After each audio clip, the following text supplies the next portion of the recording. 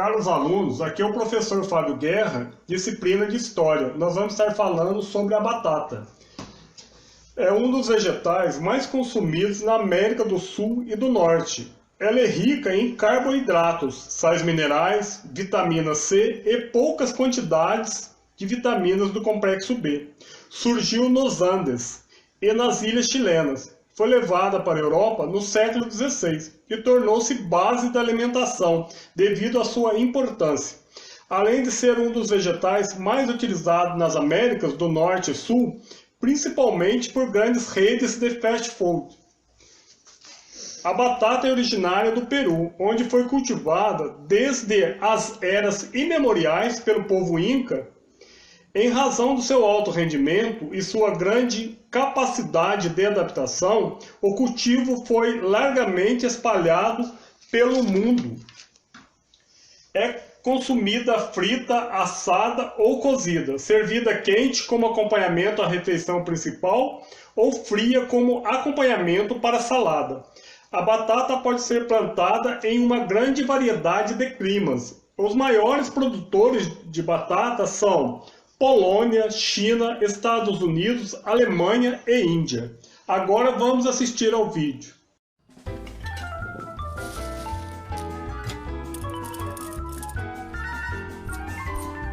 Esta é a história do quarto alimento mais produzido no mundo. Coringa nas mais diversas receitas, ela é mesmo apaixonante. Com vocês, a batata!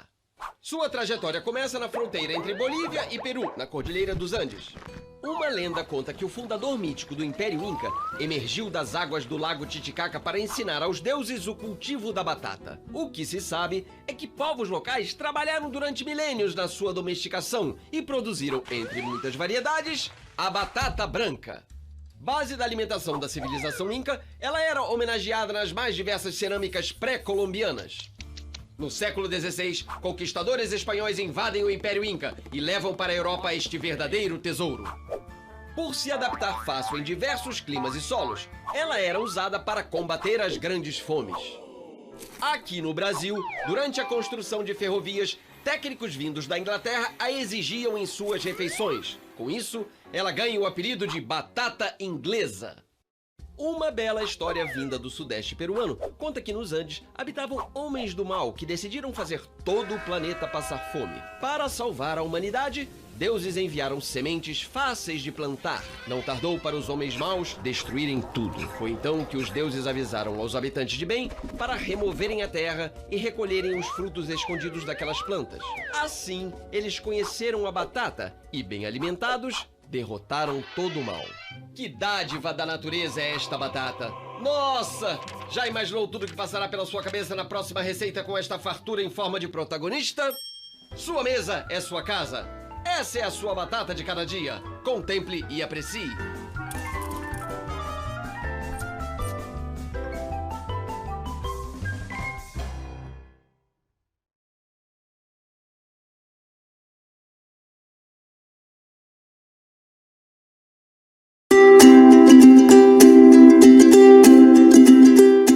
Hi everybody! Aqui é a professora Rafaela de Inglês e nós vamos iniciar mais uma semana de atividades na plataforma online. Vamos lá? Então, para essa semana a gente vai falar um pouquinho de adjetivos e a forma usada para compará-los em inglês. Os adjetivos a gente já estudou no 7º ano, então a gente vai relembrar alguns e as formas que são usados, tá? Vamos lá! Então, ó. Para essa semana, eu preparei uma atividade usando uma charge, comparando este alimento com este alimento, né? É uma charge até humorística, se a gente for reparar bem, certo? E as matérias que eu vou estar explicando hoje são adjetivos e o comparativo de igualdade. Let's go! Então, vamos agora recordar alguns adjetivos em inglês e para que eles são usados, certo? Tanto em português quanto em inglês, os adjetivos são palavras usadas para expressar qualidades ou características de um ser, certo? Se eu quero falar, exemplo, né? Este cachorro é bonito, né? Então, o bonito é um adjetivo do cachorro, porque é uma característica, uma qualidade deste cachorro, tá? Em inglês é a mesma coisa, só muda o jeitinho onde eu coloco na frase, certo? Então, os adjetivos em inglês, eles vão aparecer antes do substantivo, ou seja, antes do sujeito da frase, tá? Antes de quem eu tô falando esse adjetivo, para quem esse adjetivo está sendo falado. Ou depois de um verbo de ligação, geralmente um is, um are na frase. A gente vai ter 2 exemplos aqui, bem facinhos para explicar melhor essa sentença, tá? Então eu usei o adjetivo sad, que ele significa triste em português. Então, o primeiro eu fiz usando o antes do substantivo. Então, o sad vai aparecer aqui e o substantivo é situation. Então, ó, a sad situation, uma situação triste. E depois eu fiz usando ele depois de um verbo de ligação. O is aqui é o verbo de ligação. E a frase é: she is sad. Ela é triste. Então fica bem facinho. Ou eu coloco ele antes do substantivo, ou eu coloco ele depois do verbo. Aí fica a seu dispor, né? Vocês decidem como montar as frases, mas lembram que existem essas 2 opções para colocar os adjetivos. Agora vamos falar, ou melhor, vamos relembrar alguns adjetivos em inglês. Isso é o correspondente em português. Fiz uma listinha para vocês, tá? Então, em inglês, happy é o nosso feliz. Sad, triste. Tall, alto ou alta. Geralmente os adjetivos são usados tanto para feminino quanto para masculino numa frase. Short, baixo ou baixa. Thin, magro ou magra. Fat, gordo ou gorda. Mais alguns para vocês. Funny, engraçado ou engraçada. Heavy, pesado. Healthy, saudável. Shy, tímido ou tímida. Lucky, sortudo ou sortuda. Nice, simpático ou simpática. Sick, doente. Selfish, egoísta. Tired, cansado ou cansada. Como eu coloquei só alguns adjetivos, porque existe muitos, mas muitos mesmo, tá? Então, se você tem curiosidade de aprender mais, para saber utilizar mais o seu vocabulário, para você estudar, nunca é demais conhecimento, gravem isso. Então, gente, eu disponibilizei 2 sites aqui que falam sobre adjetivos. Se você tem mais curiosidade e quer saber mais, dá um Google que vocês vão achar muitos adjetivos para poder usar, né? Para poder aprender e utilizar nas frases ou textos. Agora que eu já relembrei dos adjetivos, a gente vai falar um pouquinho do comparativo de igualdade. O comparativo de igualdade em inglês, tá? Então vamos lá. O comparativo de igualdade em inglês eu considero o mais simples, ou seja, o mais fácil de utilizar numa frase em inglês. Primeiro, porque eu vou colocar algo ou alguém na condição de igual, certo? Então, eles sempre vão estar iguais, no mesmo nível. Eu não vou comparar para ser melhor ou pior que o outro. Sempre vai estar igualzinho. E eu posso utilizar esse comparativo para pessoas, animais e até objetos em inglês, tá?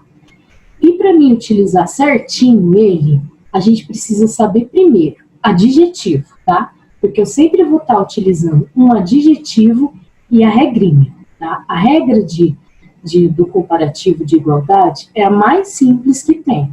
Agora eu vou passar para vocês ela. Então, primeiro a gente vai focar aqui na forma afirmativa, tá? Vamos montar frases afirmando que uma coisa é tão quanto a outra coisa. Então, eu coloquei aqui para vocês em vermelho a regra, que é as plus é mais, tá? Adjective plus S. Então, sempre na frase eu vou colocar um substantivo, uma pessoa, um animal, um objeto. Depois eu vou colocar o verbo, se for um. Então, ela está no singular. Eu uso is, tá? IS. Se eu colocar duas pessoas para comparar com outras duas ou com outra uma, lembra que é usado are, A-R-E. Então, isso aí é uma coisinha simples que a gente já aprendeu, que é do verbo to be, tá? Esse aqui que é a regra da forma comparativa. Então, eu vou colocar aqui os exemplos, ó. Apple is as healthy as banana. Então, ó, a maçã é tão saudável quanto a banana, tá? Coloquei aqui o adjetivo, todos estão em azul, para a gente não confundir aqui na tradução. E a regra está em sublinhado, então eu coloquei o as, o adjetivo, o as, e depois a outra pessoa a ser comparada, ou o objeto, aqui no caso é uma fruta, tá? Então eu comparei a maçã com a banana. Depois eu comparei o Mário com o Carlos. Então eu falei que o Mário é tão alto quanto o Carlos. Então eles estão iguais na altura, tá? Aí depois eu fiz um outro exemplo, usando um animal. Tipo o cachorro e usei uma pessoa. Então eu misturei. Então a gente pode misturar pessoas com objetos, objetos com animais, animais com pessoas. Vai da criatividade e do que a questão ou atividade está pedindo, tá? Então, o último aqui eu comparei o cachorro com a mãe e a braveza dos dois, né? Então, eu fiz the dog is as angry as my mom, né? O cachorro é tão bravo quanto minha mãe. Então, a gente sabendo o adjetivo que quer ser utilizado para comparação e lembrando que é só colocar o as e depois o as, facinho, né? A gente tem a forma comparativa afirmativa de igualdade. Como tudo tem um afirmativo, com certeza em inglês a gente tem um negativo. Vamos lá. E a forma negativa, professor? Então, gente, a forma negativa, facinho também. Lembrando que era as plus adjective plus as. Agora a gente só vai colocar um not na frente do as. Do primeiro é só, tá? Não preciso colocar um not aqui depois não, tá? Lembra que eu só coloco ele aqui no comecinho. Então, eu usei as mesmas frases, só que agora eu vou estar negando elas. Então, eu coloquei aqui, ó. Apple is not as healthy as banana. Então, a maçã não é tão saudável quanto a banana, tá?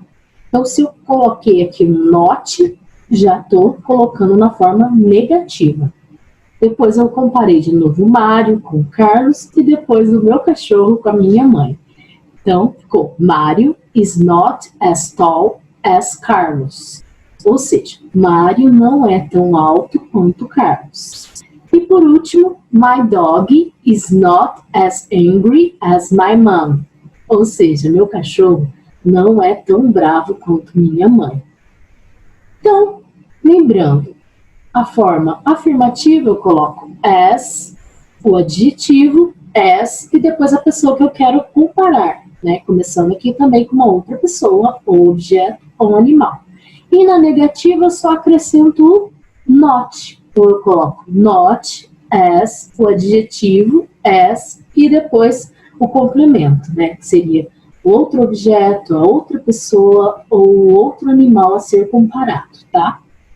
Facinho, gente. Sabendo os adjetivos, a gente consegue fazer esse comparativo de igualdade numa boa. Por hoje é só, certo? A atividade está na plataforma, está bem tranquila. Se vocês quiserem aprender mais sobre adjetivos ou forma do grau comparativo, tá aqui alguns sites para vocês, tá? Espero ter ajudado. Façam as atividades, prestem atenção, tá? E vamos lá. Bye, bye, gente.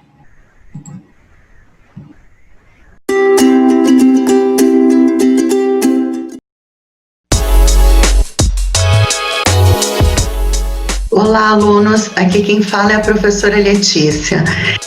Bem-vindos a mais uma aula. Hoje estudaremos o gênero textual reportagem. A reportagem é um texto do campo jornalístico que pode ser publicado em jornais, revistas e sites, além de telejornais e rádios. A reportagem pressupõe um trabalho investigativo dos repórteres, que envolva pesquisa de dados, busca de relatos e opiniões das pessoas envolvidas. A linguagem geralmente é formal e o texto é estruturado em intertítulos. A função do gênero jornalístico reportagem é muito importante, porque representa a principal missão do jornalismo, que é transmitir a informação.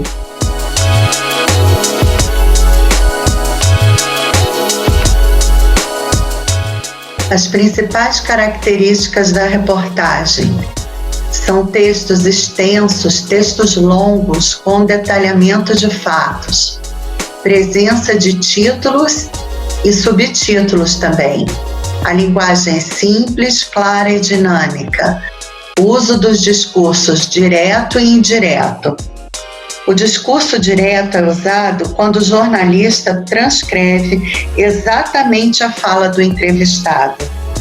E o discurso indireto é quando o jornalista conta com as suas palavras a fala do entrevistado.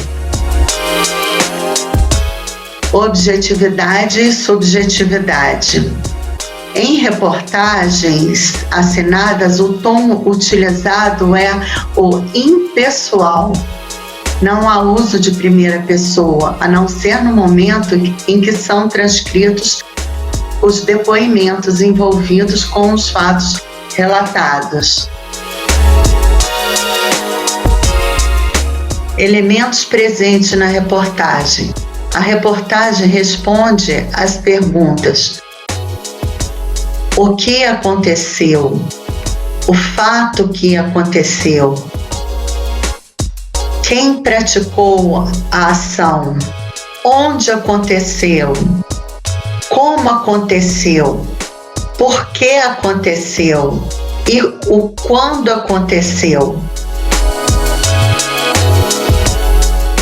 A reportagem é um conteúdo jornalístico, escrito ou falado, baseado no testemunho direto dos fatos e situações explicadas em palavras e numa perspectiva atual, em histórias vividas por pessoas relacionadas ao seu contexto. Nas versões digitais da reportagem são utilizados outros recursos, fotografias, infográficos, vídeos e áudios. As reportagens são, em geral, escritas por jornalistas e são assinadas também por eles.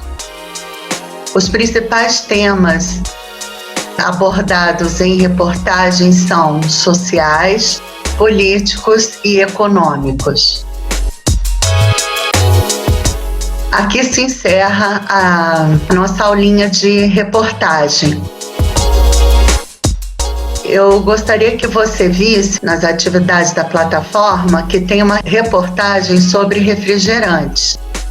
Vocês vão gostar. Leiam com atenção para responderem as questões. Tchau, tchau.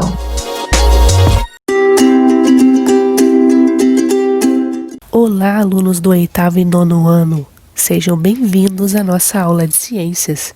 Eu sou a professora Isabel. E essa semana, como o tema é alimentação saudável, iremos estudar o sistema digestório, que é o sistema responsável pela nutrição humana. Vamos lá? Primeiro, temos que lembrar de onde vem a nossa energia. Então, o que nos dá energia são os nutrientes que obtemos através da alimentação. Os alimentos são importantes por serem fonte de energia e também fonte de substâncias necessárias ao nosso corpo. Energia e substâncias são essenciais para o funcionamento do nosso organismo, pois são usadas por ele para, por exemplo, reparar tecidos lesados, crescer e manter-se funcionando corretamente. Essas substâncias são o que chamamos de nutrientes. Existem nutrientes de diferentes tipos, como lipídios, carboidratos, proteínas, vitaminas e sais minerais. Os nutrientes, eles desempenham várias funções. Vamos ver algumas delas? Um nutriente tem função plástica quando atua na constituição das partes do corpo, por exemplo, produzindo novas células. Um nutriente tem função energética quando fornece energia para o nosso corpo. Um nutriente tem função reguladora quando atua para controlar uma ou mais atividades vitais. O processamento do alimento vai acontecer no sistema digestório.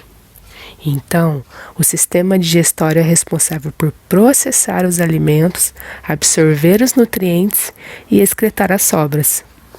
Então, o sistema digestório, como disse no começo, ele atua na nutrição humana, que consiste em 4 etapas.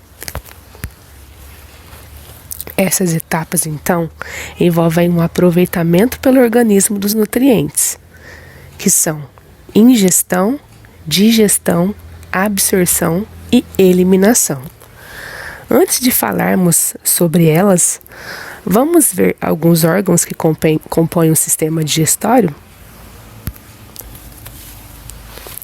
O tubo digestório, ele vai da boca ao ânus.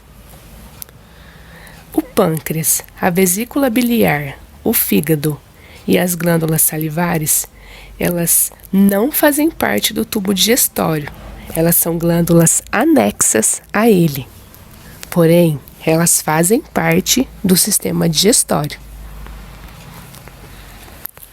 O caminho da passagem do alimento pelo tubo digestório é da seguinte maneira.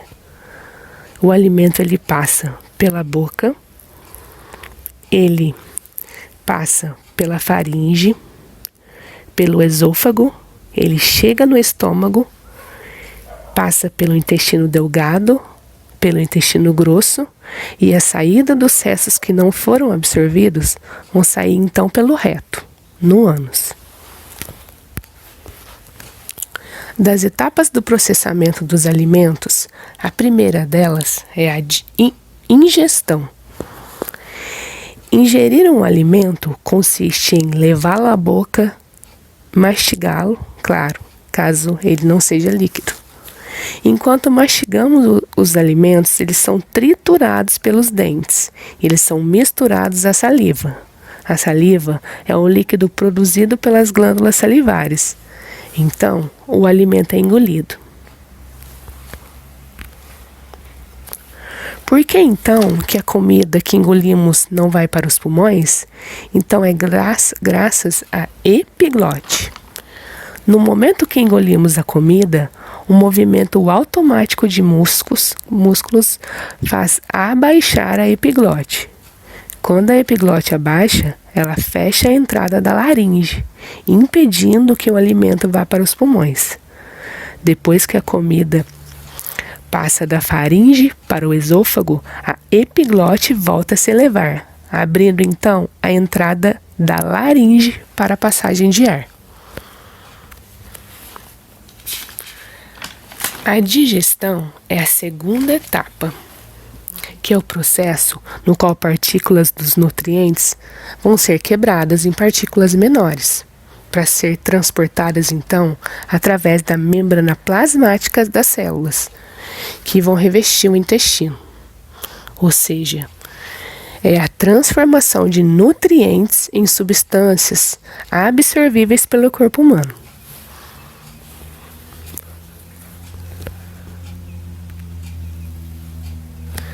A digestão começa na boca. Então, o alimento, através da ação química da saliva e também da ação mecânica dos dentes e língua, ou seja, através da mastigação e ensalivação, ele é transformado então em bolo alimentar, que é o nome do alimento depois que ele é ingerido na boca.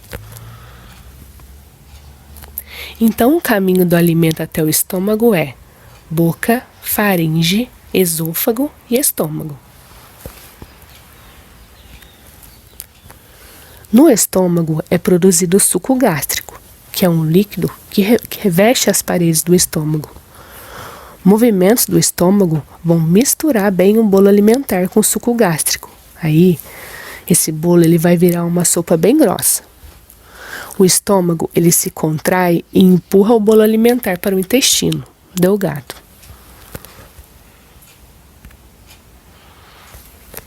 A terceira etapa, então, é a absorção dos nutrientes, que vai ocorrer principalmente no intestino.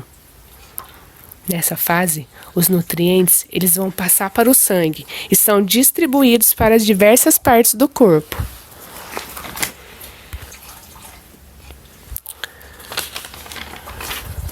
A parede interna do intestino é repleta de vilosidades. Se ampliarmos no microscópio, vamos ver que são formadas por células, cuja superfície tem pequenas estruturas chamadas de microvilosidades. E é por causa dessa estrutura enrugada que o intestino tem uma grande área. As paredes do intestino, elas são ricas em vasos sanguíneos. São através da parede do intestino que os nutrientes vão ser absorvidos pelas células. Na parede do intestino passam para o sangue e, uma vez no sistema circulatório, são distribuídos para todo o corpo.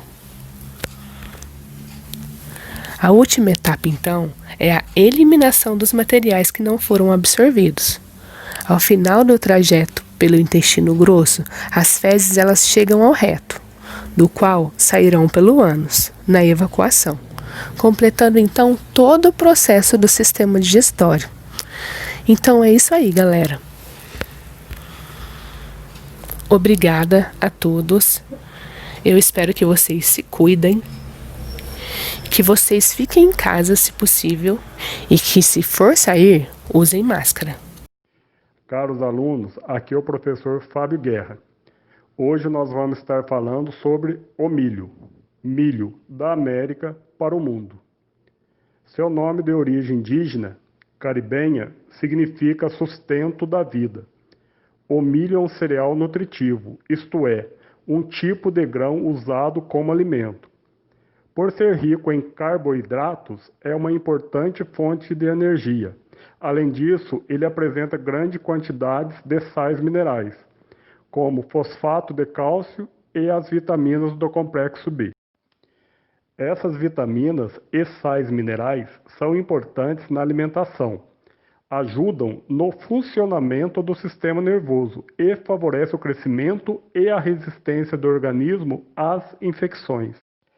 Existem cerca de 400 tipos diferentes de milho. É um dos produtos agrícolas mais consumidos no mundo, tanto por humanos como por animais domesticados. Na indústria, pode ser usado na fabricação de vários produtos, como farinhas, refrescos, medicamentos, sorvetes, cosméticos, papéis, tintas, álcoois, óleos, entre outros. Foi o alimento básico de várias civilizações importantes ao longo dos séculos. Os maias, astecas e incas reverenciavam o cereal na arte e na religião. Os indígenas do Brasil também cultivavam milho, mas ele não tinha a mesma importância que para outros povos americanos. Os primeiros registros de cultivo de milho datam cerca de 7.000 anos atrás.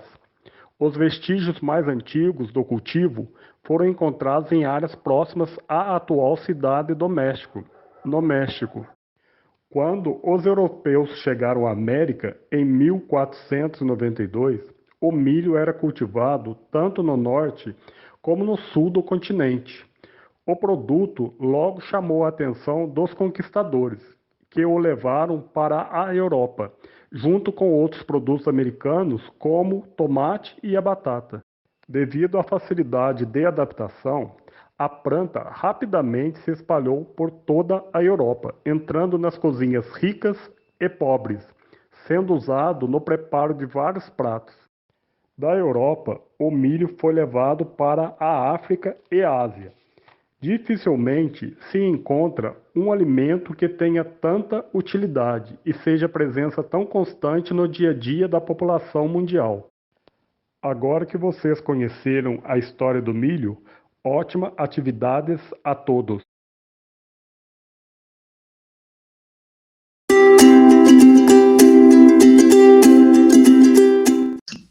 Segura essa muganga aí!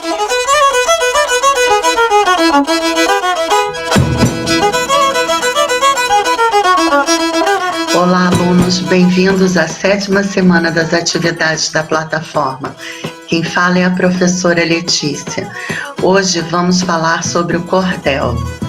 O cordel é um gênero literário que foi trazido pelos portugueses para o Brasil e enriquecido com a alegria e contagiante cultura nordestina.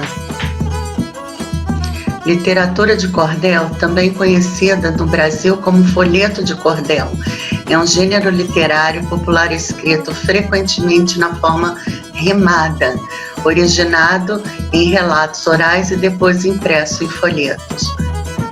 Gente, aí a gente tem de pensar que o cordel, qualquer tema pode virar cordel. O cordel trata de temas regionais do Nordeste, do Sertão.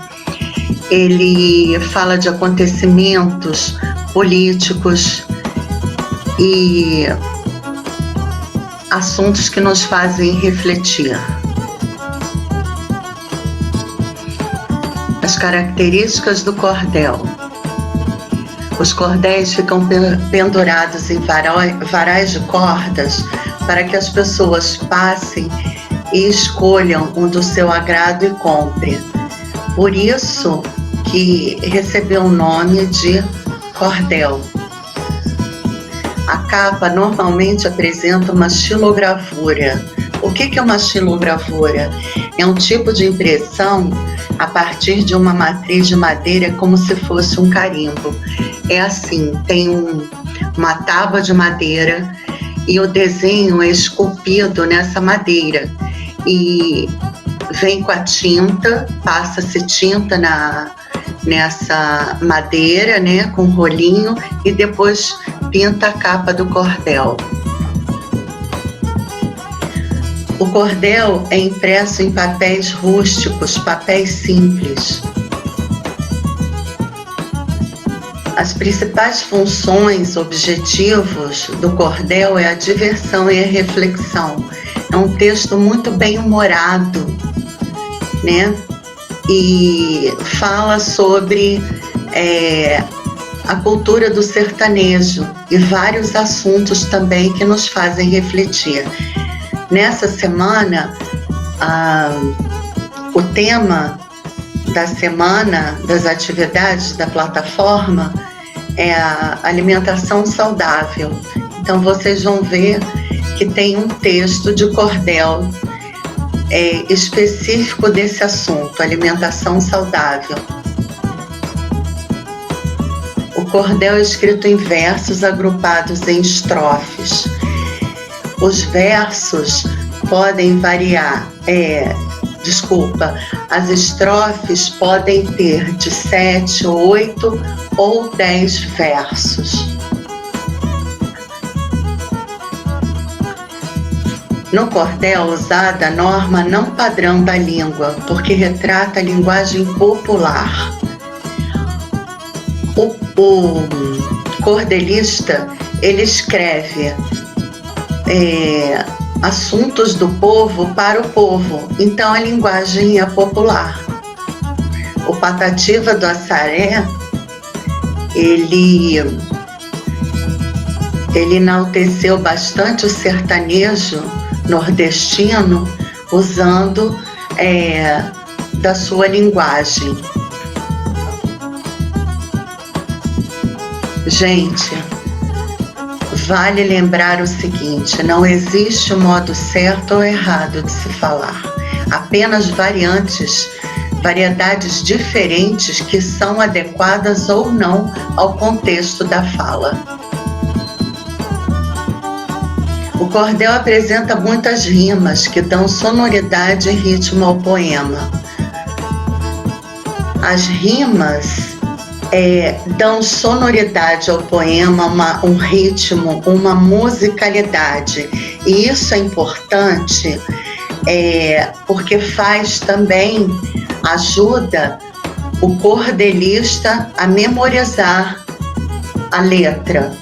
E outra coisa também, lembre-se sempre disso. O cordel, ele é feito para ser recitado ou cantado. Em sarais de cordéis,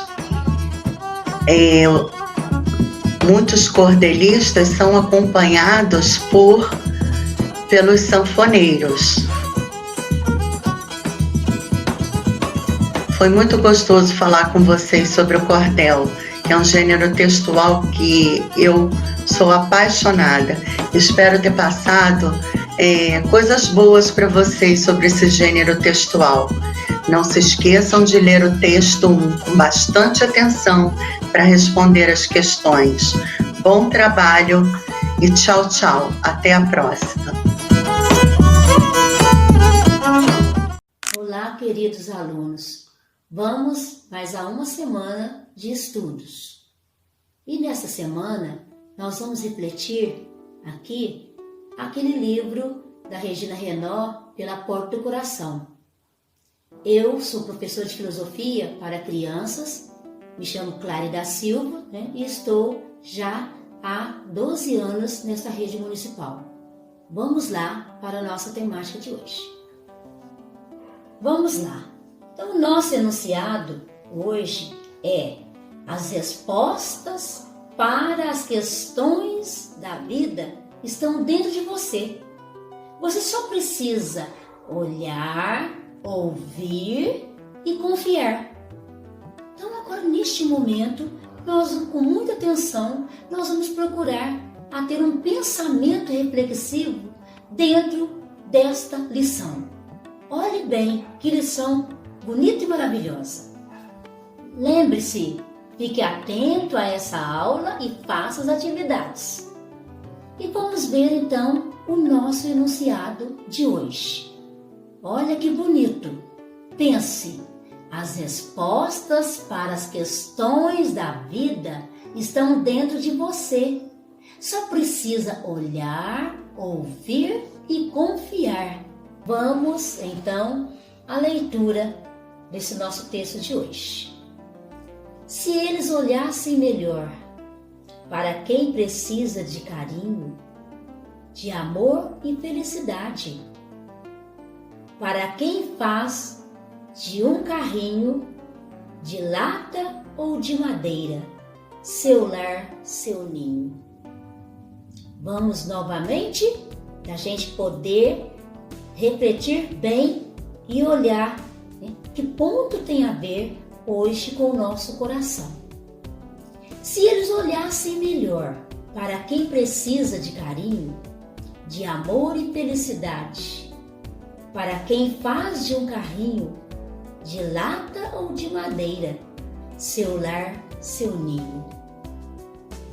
Então nós vamos, neste momento, a refletir para responder às nossas atividades. E a primeira atividade, você tem que pensar bastante, porque o pensar traz sabedoria. Vamos então às nossas atividades. Número 1. O que é um carinho? 2. Seja um gesto de carinho. 3. O carinho faz bem ao coração? Por quê? Pense. 4. Faça um desenho de uma pessoa carinhosa. Como que você percebe a pessoa hoje, sente o carinho, como ela pode fazer o carinho? o que traz isso, o que o carinho traz no seu pensamento, junto com o seu sentimento. E a número 5, vamos pensar bem. O que isto significa para você? Para quem faz de um carinho, para quem faz de um carrinho de lata ou de madeira, seu lar, seu ninho. O que isso significa para você?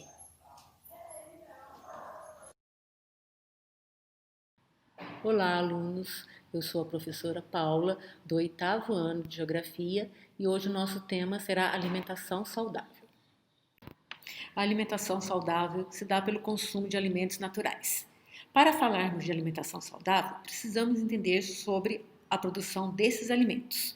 Para isso, abordaremos nessa aula os seguintes temas: agropecuária, agricultura orgânica, monocultura e, por fim, falaremos em como praticar uma alimentação saudável. A agropecuária são as atividades relacionadas ao cultivo de alimentos e à criação de animais para o consumo humano ou uso da matéria-prima. A agropecuária nos países desenvolvidos é marcada pela alta produtividade e pelo emprego de modernas técnicas. Nos países em desenvolvimento, grande parte da agropecuária é praticada por pequenos produtores que não têm acesso a grandes desenvolvimentos tecnológicos. A agricultura orgânica se baseia na não utilização de agrotóxicos ou outros produtos sintéticos durante a produção dos alimentos. Ao contrário da agricultura convencional, a orgânica diversifica os produtos cultivados, com o intuito de garantir o equilíbrio do solo e minimizar o impacto ambiental. Canadá, Estados Unidos e Argentina são os que mais contribuem para a produção de alimentos orgânicos no continente americano. Agora assistiremos um vídeo falando mais um pouco sobre a agricultura orgânica. 3 mitos que você sempre ouviu sobre a agroecologia, mas ninguém teve coragem de negar.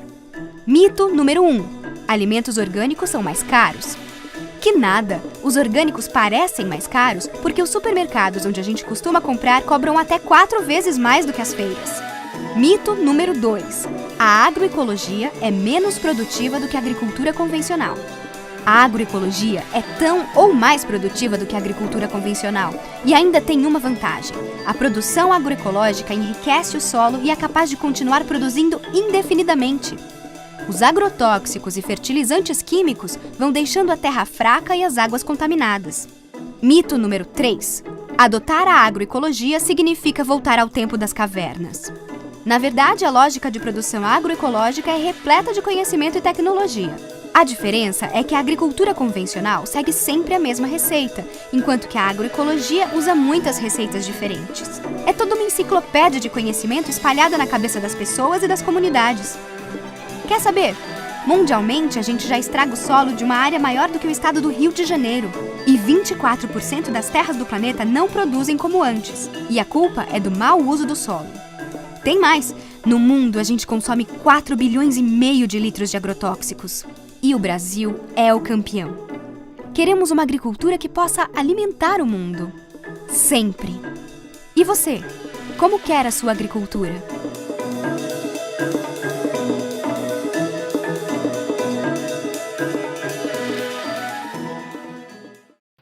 A monocultura é a produção de grandes áreas de um mesmo produto. É praticada geralmente visando a exportação. Portanto, esse produto está associado ao mercado internacional. No Brasil, temos como exemplo as grandes lavouras de soja, localizadas na região centro-oeste. Após essa aula, podemos ver a importância do trabalho realizado no campo para que chegue à nossa mesa produtos naturais e de qualidade. Para uma alimentação saudável, é preciso priorizar esses alimentos, ao invés dos produtos industrializados. A seguir, iremos ver um vídeo ensinando como nos alimentarmos de maneira mais saudável.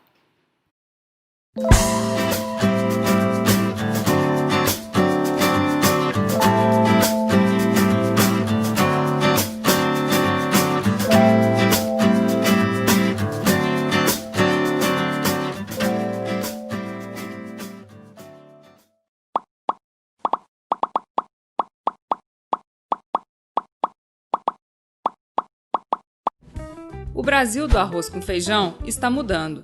As refeições caseiras e preparadas com alimentos frescos, como aquelas do tempo das vovós, têm perdido espaço na mesa nacional.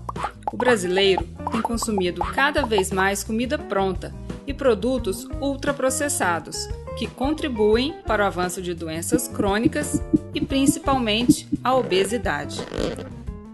Hoje no Brasil, metade dos adultos está acima do peso ideal e 17% são obesos. Os hábitos alimentares do brasileiro preocupam os órgãos de saúde, que recomendam mudanças no estilo de vida, na forma de se alimentar e até um maior envolvimento com o ato de cozinhar. Veja agora os 10 passos para uma alimentação saudável e equilibrada.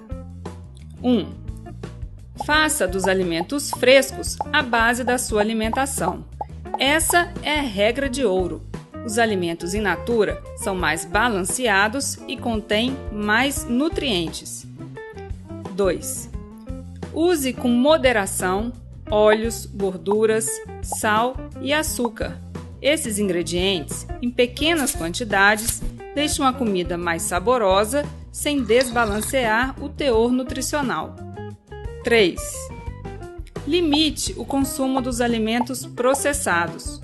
Use-os como parte de uma refeição baseada em alimentos frescos. A indústria adiciona sal ou açúcar em grandes quantidades para aumentar a durabilidade desses produtos. 4. Evite os alimentos ultraprocessados, que são ricos em gorduras ou açúcares e têm alto teor de sódio, além de aditivos e pouca fibra. Esses alimentos favorecem o ganho de peso e o surgimento de várias doenças. 5. Coma com regularidade e com atenção. Sempre que possível, faça refeições em companhia. Isso ajuda a desenvolver relações e é mais prazeroso, além de evitar que se coma rapidamente. 6. Faça suas compras em locais que ofereçam variedades de alimentos frescos, como feiras de produtores. Prefira verduras, legumes e frutas da época produzidos na região. 7. Valorize o ato de cozinhar e partilhe suas habilidades culinárias, especialmente com as crianças e os jovens. Se ainda não sabe cozinhar, procure aprender. Cozinhar sua própria comida faz bem. 8. Organize o seu tempo para dar à alimentação o espaço que ela merece em sua vida. Crie uma rotina. Planeje as compras, organize a despensa e faça o cardápio da semana. É importante que toda a família se envolva nesse processo e ajude no preparo das refeições. 9. Quando for comer fora, dê preferência a locais que servem comidas feitas na hora. Mesmo na rua, é possível se alimentar de forma equilibrada e variada. Evite as redes de fast food. 10. Seja crítico em relação à publicidade sobre alimentos. A função da propaganda é vender, e não informar ou educar o consumidor. Estimule as crianças e os jovens a desenvolverem um olhar crítico desde cedo. Essas 10 regras foram desenvolvidas por especialistas brasileiros e publicadas no Guia Alimentar para a População Brasileira, editado pelo Ministério da Saúde. O guia foi considerado o melhor do mundo pelo Vox, principal jornal eletrônico dos Estados Unidos.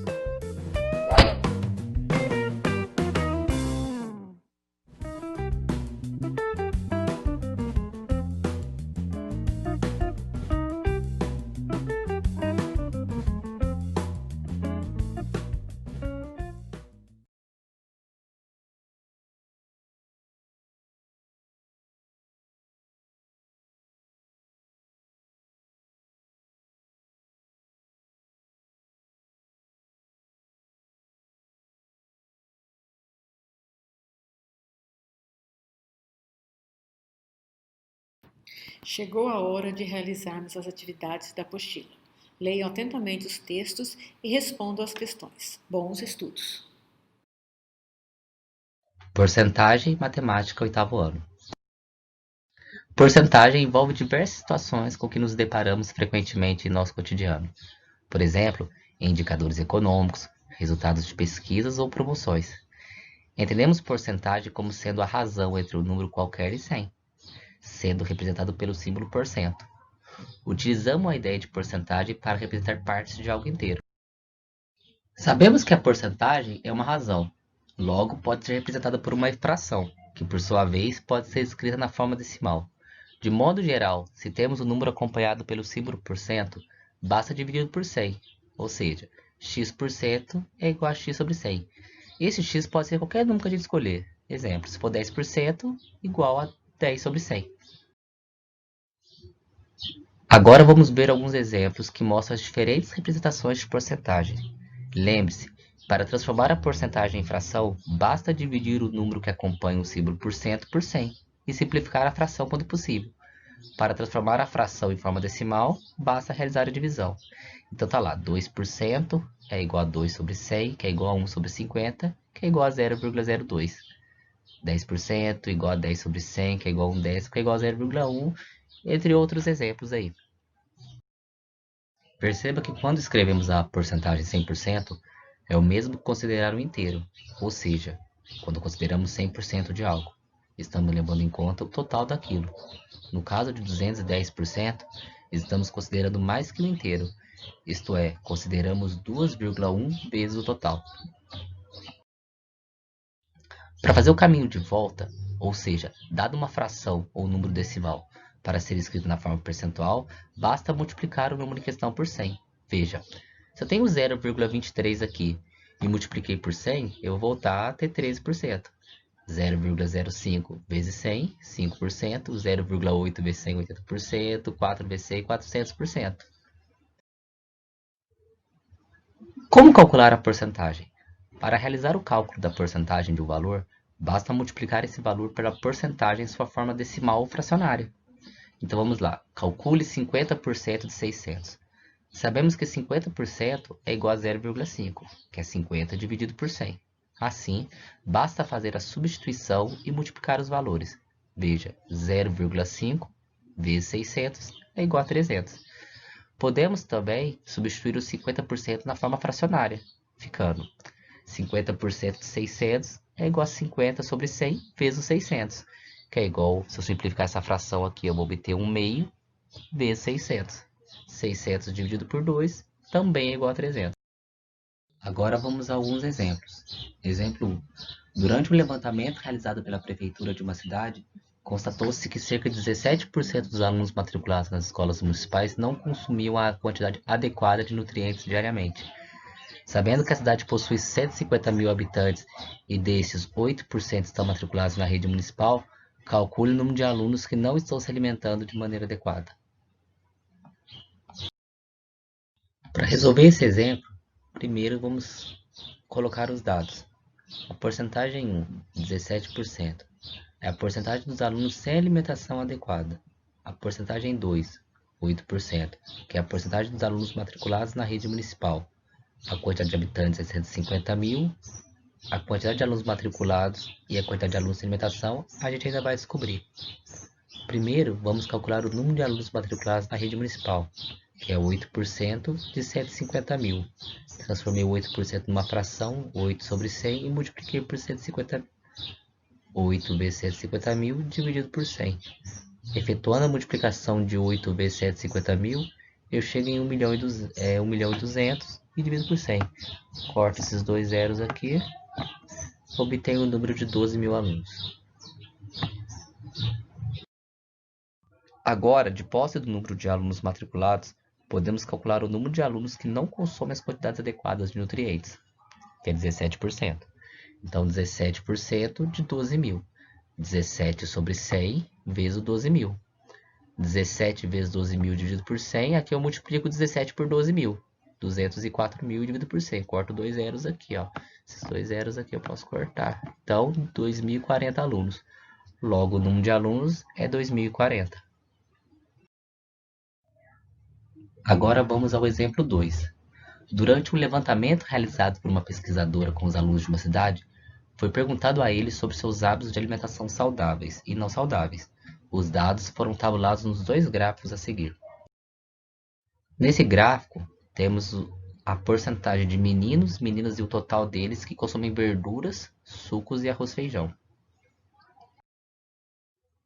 Neste gráfico, temos a porcentagem de meninos, meninas e total que consomem refrigerantes, salgados e doces. Com base nas informações dos gráficos e sabendo que o grupo de estudantes era formado por 12.000 alunos e 14.000 alunas, calcule a. O número de alunos que consomem verduras, b. O número de alunos que consomem salgados e c. O número de alunos que consomem sucos é maior que o número de alunos que consomem refrigerantes?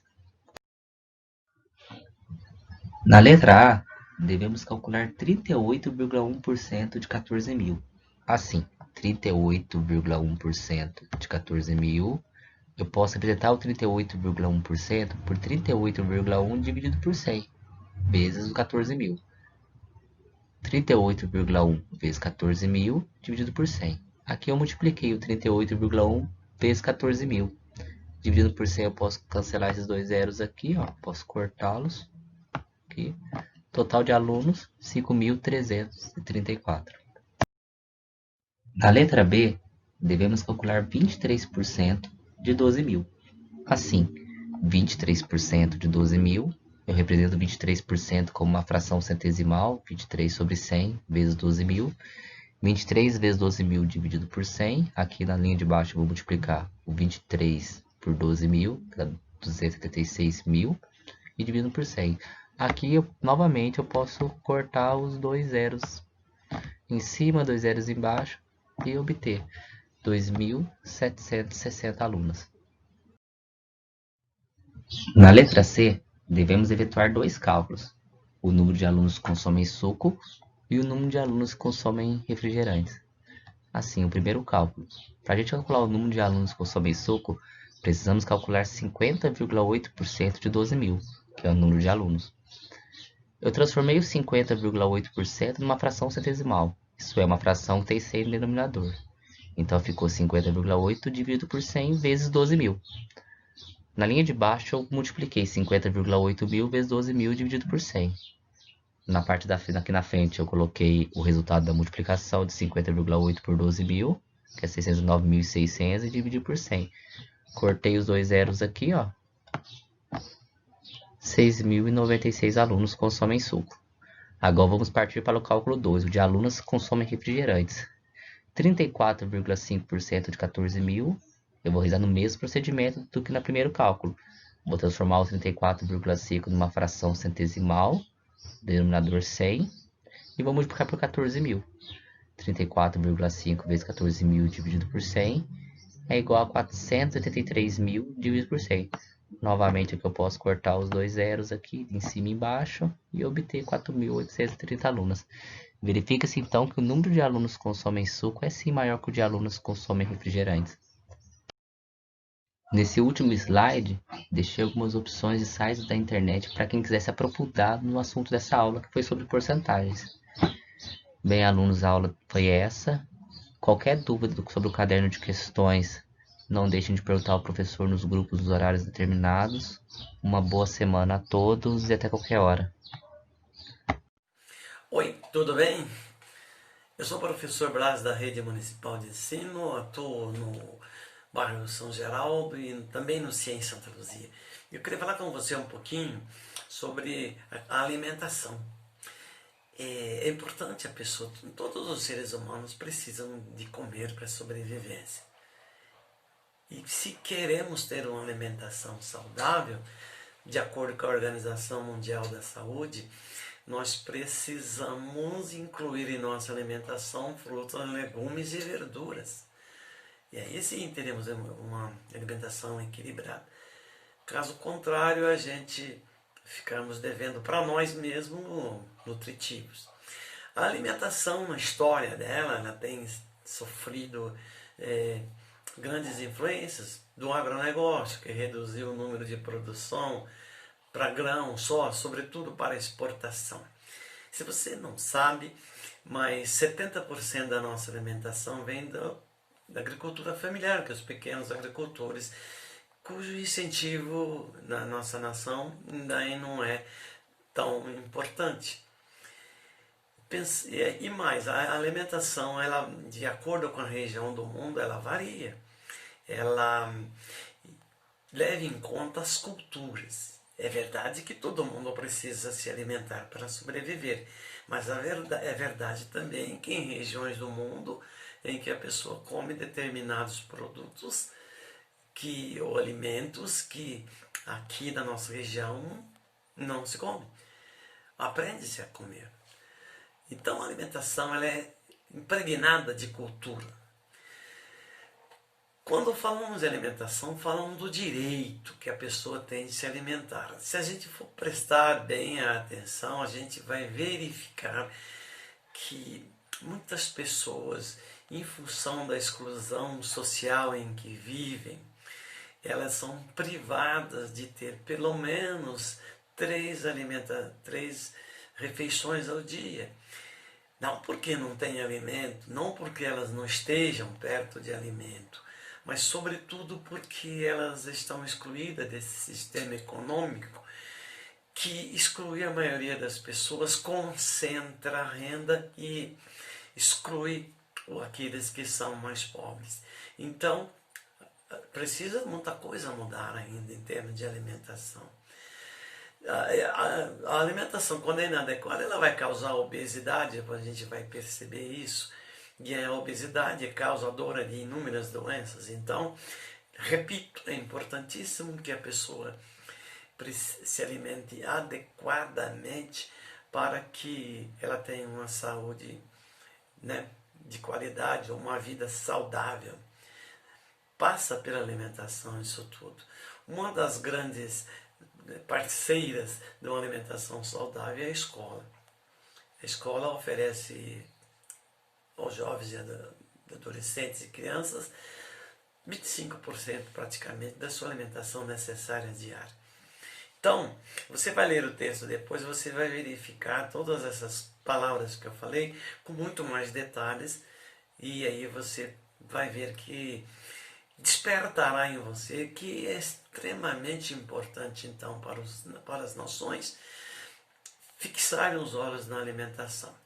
Lembrando que nós temos que alimentar também o gado, temos que alimentar os nossos animais pets, então, e não são poucos, mas tem alimento para todo mundo. É isso. Então você fixe no texto, dá uma estudadinha profunda no texto. Não é para nós aqui aprofundarmos muito, mas é mais para você despertar a sua curiosidade em relação à questão da alimentação e da questão da saúde. Muito obrigado, bons exercícios.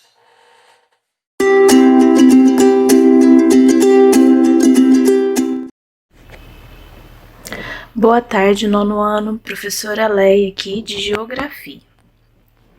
Os conteúdos da aula de hoje são o agronegócio, a agroindústria e o PIB brasileiro, a produção de soja no Brasil e no mundo e alimentação orgânica. Vamos relembrar o agronegócio. O que é? Agronegócio é a junção de inúmeras atividades que envolvem de forma direta ou indireta toda a cadeia produtiva agrícola ou pecuária. A agroindústria. O que é? É a indústria nas suas relações com a agricultura, ou seja, a atividade econômica da industrialização do produto agrícola. Agora que já relembramos o que é agronegócio e agroindústria, vamos ver a relação do agronegócio e o PIB brasileiro. O agronegócio brasileiro foi o grande responsável por impulsionar o PIB nos últimos anos. Em 2017, ele foi o setor que apresentou o melhor desempenho da economia brasileira, segundo o IBGE. No entanto, o crescimento da agroindústria ainda representa um desafio para o país. A produção da soja no Brasil e no mundo. A origem e os primórdios do cultivo da soja no mundo são desconhecidos. Mas sabe-se que a soja que hoje cultivamos é muito diferente dos ancestrais que lhe deram origem. Os registros mais antigos encontram na literatura oriental e citam a soja como uma planta de interesse socioeconômico desde 5.000 anos antes de Cristo, quando ela já figurava como a leguminosa mais importante da antiga cultura chinesa. Apesar de ser considerado um grão sagrado e explorado intensamente na dieta alimentar do Oriente há milhares de anos, o Ocidente ignorou seu cultivo até a segunda década do século XX, quando os Estados Unidos da América iniciaram a sua exploração comercial, primeiro como forrageira ou adubo verde, e posteriormente como grão. Em 1940, no auge da sua utilização como forrageira, foram cultivados neste país cerca de 2 milhões de hectares com esse tal propósito. Aqui tem um gráfico mostrando os grandes produtores mundiais de soja, liderando ali os Estados Unidos, depois o Brasil, a Argentina, a China, a Índia e o Paraguai. Tem uma questão lá sobre esse gráfico. Agora vamos para a alimentação orgânica. Quando se fala em alimentação orgânica, a ideia que nos vem à mente é de frutas e verduras saudáveis, com a aparência e sabor naturais. Mas, se todo alimento é orgânico, por que essa denominação é usada somente para aqueles produzidos sem adição de agrotóxicos? O nome surgiu da necessidade de diferenciar os produtos convencionais dos produtos produzidos sem adição de adubos químicos e conservantes. Como que é essa produção orgânica no Brasil? A produção orgânica no Brasil cresce 30% ao ano.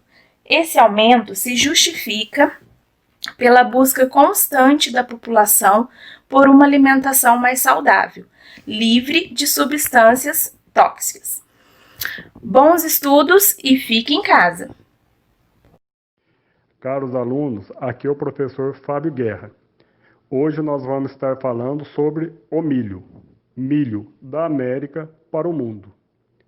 Seu nome de origem indígena, caribenha, significa sustento da vida. O milho é um cereal nutritivo, isto é, um tipo de grão usado como alimento. Por ser rico em carboidratos, é uma importante fonte de energia. Além disso, ele apresenta grandes quantidades de sais minerais, como fosfato de cálcio e as vitaminas do complexo B.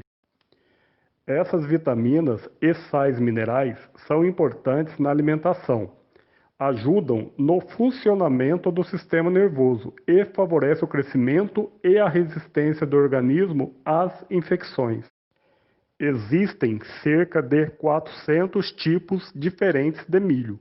É um dos produtos agrícolas mais consumidos no mundo, tanto por humanos como por animais domesticados.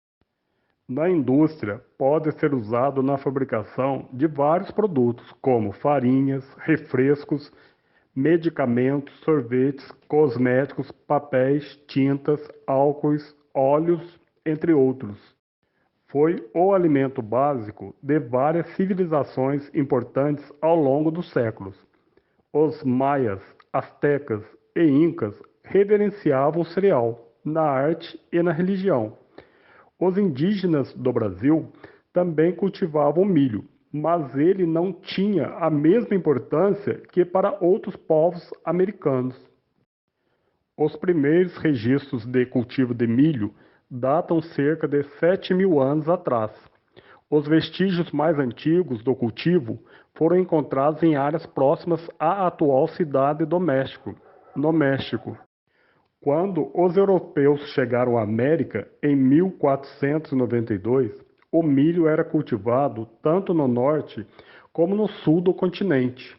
O produto logo chamou a atenção dos conquistadores, que o levaram para a Europa, junto com outros produtos americanos como tomate e a batata.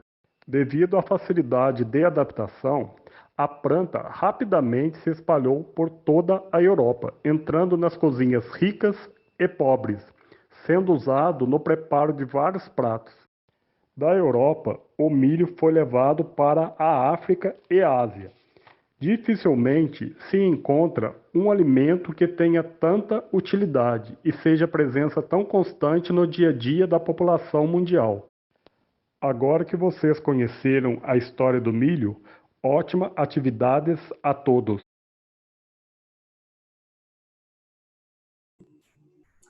Hi everybody, aqui é a professora Rafaela de inglês e nós vamos iniciar mais uma semana de atividades da plataforma. Vamos lá! Então, para começar essa semana eu escolhi o tema alimentação. Exatamente, hoje a gente vai falar de medidas, porções e receitas, tudo em inglês. Vamos começar?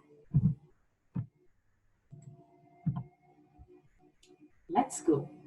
Então, ó, a primeira matéria que a gente vai comentar hoje é Culinary Measures, que são as medidas culinárias. E depois a gente vai entrar um pouquinho em emojis, esses carinhas aqui que já tomaram o mundo, né? Então, essa semana eu preparei para vocês atividades baseadas numa receita que foi enviada pelo WhatsApp. Então, a gente vai ter tudo em inglês e a participação dos emojis na atividade.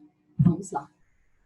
Quem nunca teve curiosidade de procurar uma receita na internet e quando vê, achou a sua receita preferida, só que ela estava em inglês? Exatamente, a receita em inglês muda totalmente a nossa perspectiva em português. Por quê? As palavras são diferentes e as medidas e porções são totalmente diferentes da nossa. Então, para saber um pouquinho mais sobre isso, a gente vai ter que aprender palavras de culinária e medidas de culinária. Então, vamos lá. Comecei aqui com o vocabulário culinário. Coloquei para vocês em português e em inglês o correspondente. Nas receitas, geralmente a gente usa colher de chá, colher de sopa, colher de sobremesa, xícara e pitada, certo? Só que em inglês essas palavras ficam bem diferentes. Então, a colher de chá vai virar teaspoon. A colher de sopa, tablespoon. A colher de sobremesa, dessert spoon.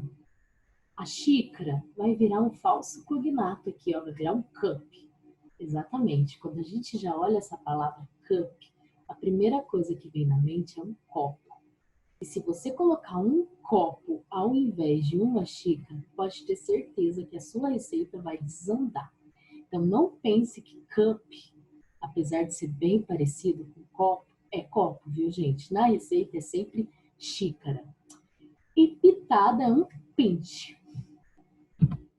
Sabendo essas palavrinhas de medidas em inglês, a gente vai conseguir transformá-las em gramas, litros, tudo que a gente precisa quando lê uma receita. Então, as medidas em inglês são bem diferentes da nossa em português. Exemplo, gramas. Lá não é gramas, são onces. E uma once equivale, gente, a 30 gramas. Então, se você vê 2 ounces numa receita, significa que você vai ter que pegar esse 30 aqui e multiplicar por 2, exatamente. Aí você vai estar usando 60 gramas de alguma coisa na sua receita, tá? Então, vamos ficar bem espertos com essas aqui, essas equivalências aqui, que transformam um once em gramas em português. Litros. Litros lá também vai chamar outra palavrinha, vai chamar gallons. E equivale a 3,78 litros de alguma coisa em português. Então, nunca é um aqui e um aqui. Vocês reparam que é bem diferente as medidas. Quilogramas são os pounds. Centímetros, inch. E um quarto, quart. E todos eu coloquei aqui uma equivalência em português para a gente não ter erro, tá? Então, faça uma receita sem ter medo, depois de aprender umas palavrinhas e depois de aprender umas medidas.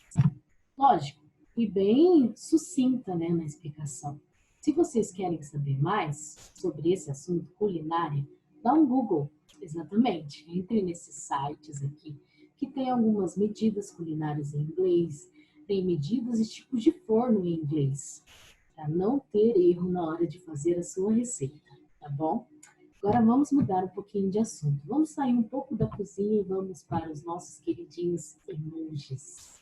Exatamente. Quem nunca usou emoji na sua rede social ou para conversar com alguém no WhatsApp, no chat? Eles são bem famosos, né, gente? E a gente usa muito eles ultimamente. A gente só não sabe que eles são um pouquinho velhinhos. Exatamente, eles foram criados em 1999, no Japão. E quando eles foram criados, eles não tinham essa carinha, esse design super legal e essas cores. Eles eram apenas uns pontos. Tipo, você pegava uns 2 pontos e um parêntese e criava uma carinha. Não tinha esse design legal que hoje a gente tem cores, temos imagens dentro dele. Eram coisas bem precárias, bem, como que eu posso dizer? Rudimentar, a palavra correta. Eles eram bem rudimentares. E eles só foram incorporados a Google em 2007, que ela começou a usar os emojis daquele jeitinho ainda, no Gmail e no Gchat, tá? Então, os emojis começaram bem devagarzinho, mas ganharam o mundo. Exatamente. Em 2015, eles foram eleitos a palavra do ano pelo dicionário Oxford. O que esse dicionário Oxford faz de tão importante? Ele pesquisa durante o ano inteiro qual foi a palavra mais usada em todo o mundo naquele ano, certo? E em 2015, as pessoas usaram demais os emojis para expressar sentimentos como amor, raiva, decepção. Qualquer sentimento, hoje a gente tem um emoji correspondente. E em 2017, o Facebook não ficou para trás. Ele também pegou os emojis e incorporou para forma de reagir a seus posts. Para não ficar só nesse joinha aqui, certo? Hoje a gente já pode amar, odiar ou até se espantar com algum comentário ou post de algum dos nossos amigos. Então, não há dúvida que os emojis hoje são o maior sucesso. São tão sucesso que eles até entraram na onda do coronavírus. Exatamente. Esses 2 emojis são os de 2020, são fresquinhos, super recentes. O emoji usando a máscara e o emoji demonstrando coronavírus, né? E eles ficaram tão famosos que eles ganharam um dia. O dia 17 de julho é considerado o Dia Mundial no Emoji. Ou seja, dia 17 de julho, grava aí, é o dia do emoji no mundo inteiro. E para você saber mais desses emojis, procurar novos ou querer saber dos antigos, existe um site. Esse site aqui, que é considerado a enciclopédia dos emojis. Então, se você tem curiosidade sobre emojis, como usá-lo, ou pegar os diferentes, entre nesse site aqui que vocês não vão se arrepender. Então, gente, por hoje é só. Essa foi a minha aula falando de medidas e porções em culinária e dos emojis. Aqui tem alguns sites para vocês, caso queiram pesquisar mais, aprender mais sobre essas 2 questões. E lembrem-se, façam as atividades, tá? Façam tudo.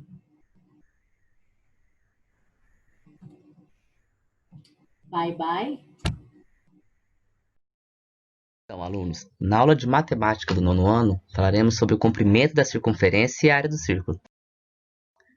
Antes de começarmos a falar do comprimento da circunferência e da área de um círculo, vamos relembrar o que é cada um dos dois e por que não podemos usar um único termo para fazer referência ao círculo e à circunferência. A circunferência é um conjunto de pontos que estão a uma mesma distância do centro. Essa distância é conhecida como raio. A circunferência é estudada pela geometria analítica e, em geral, em um plano cartesiano. Então, embaixo a gente vê a figura de uma circunferência. Essa linha que parte do centro da figura até o seu contorno é conhecida como raio, o raio da circunferência. Já o círculo, que é formado pela circunferência e pelos infinitos pontos que preenchem seu interior, é estudado pela geometria plana, pois ele ocupa um lugar no espaço e pode ter sua área calculada, diferentemente da circunferência. Embaixo vemos uma representação do círculo. A mesma coisa, a linha que parte do centro da figura até o seu contorno é chamada de raio.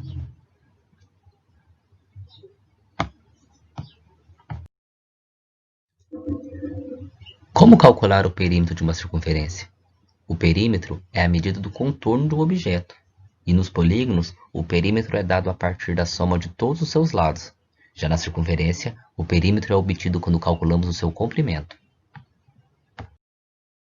Então, para calcular o comprimento de qualquer circunferência, precisamos conhecer a medida do raio r minúsculo. Conhecido o valor do raio, o comprimento da circunferência é dado pelo dobro do produto do raio por π, número irracional cujo valor aproximado é 3,14. Mais para frente a gente fala sobre o π. Seja seu comprimento da circunferência, temos a seguinte fórmula. Comprimento é igual a 2 vezes o π vezes o raio. De outra maneira, se multiplicarmos o raio da circunferência por 2, encontraremos a medida do diâmetro, que é o segmento de reta que intercepta 2 pontos da circunferência passando pelo centro. Então, seja d o diâmetro, também podemos utilizar a seguinte fórmula para calcular o comprimento da circunferência. Comprimento é igual ao π vezes o diâmetro. É muito importante a gente saber diferenciar o diâmetro do raio, que muitos exercícios, em vez de dar o raio, às vezes eles vão dar o diâmetro para vocês. Agora nós vamos falar um pouco sobre o número π. O π é o número mais famoso da história universal e é representado por uma letra grega. Embora seja um número, não pode ser escrito com um número finito de algarismos. O π representa a razão entre o perímetro da circunferência e seu diâmetro. O matemático grego Arquimedes de Siracusa é considerado a primeira pessoa a calcular o valor de π com mais precisão.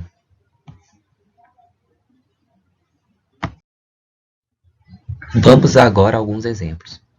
No exemplo 1, sobre o comprimento da circunferência. Considerando que uma pista de corrida circular possui 35 metros de raio, qual é o comprimento, o perímetro, o contorno dessa pista? Considere π igual a 3,14. Para a gente começar a resolver esse exercício, vamos extrair os dados dele. Então, o raio mede 35 metros, π vale 3,14 e o comprimento ainda é desconhecido. Usando a fórmula que a gente aprendeu no começo dessa aula, do comprimento, temos que o comprimento é igual a 2 vezes π vezes o raio. Então, o comprimento é igual a 2 vezes 3,14 vezes 35, que é o valor do raio. Comprimento é igual... Primeiramente, eu multipliquei o 2 por 3,14, que deu 6,28. E multipliquei novamente por 35. Comprimento igual a 219,9 metros. Não esquecer da unidade. Se o raio for dado em metros, o comprimento também é dado em metros. Agora vamos a outro exemplo sobre o comprimento da circunferência. Uma corda usada nas aulas de educação física possui comprimento de 12,56 metros. Deseja-se montar um círculo para uma atividade. Qual seria o diâmetro desse círculo e seu raio? Então vamos lá. Para resolver esse exemplo, precisamos primeiramente extrair seus dados. Então tá lá, o comprimento é igual a 12,56. O valor do π adotado na questão é 3,14 e o raio nós vamos descobrir. Usando a fórmula do comprimento, que é o comprimento é igual a 2 vezes o π vezes o r, temos 12,56, que é o comprimento, é igual a 2 vezes o π, que é 3,14, vezes o raio. Na linha de baixo, desci o 12,56, coloquei o igual e efetuei a multiplicação de 2 vezes 3,14. 2 vezes 3,14 é igual a 6,28, vezes o raio. Para eliminar o 6,28 que está junto com o raio, a gente precisa dividir os dois membros da igualdade por 6,28. Esse é o conceito de equação. Então tá lá, se eu dividir 12,56 por 6,28, eu obtenho 2. 6,28 dividido por 6,8 é 1. Eu posso cancelar esses dois aqui, ó. Cancelar esses dois aqui. Então, o diâmetro será dado pelo dobro do raio. Então, 2 vezes 2, 4 metros. Agora vamos partir para a segunda parte dessa aula, sobre a área do círculo. Como calcular a área de um círculo? Como já dissemos, o círculo é uma figura plana. Por isso, podemos calcular sua área. Diferentemente das áreas limitadas por polígonos, não temos um valor para as medidas de base ou de altura em um círculo. Por isso, para calcular sua área, utilizamos a única informação que temos a seu respeito, o raio. A área de um círculo é dada pelo produto de π e do quadrado do raio.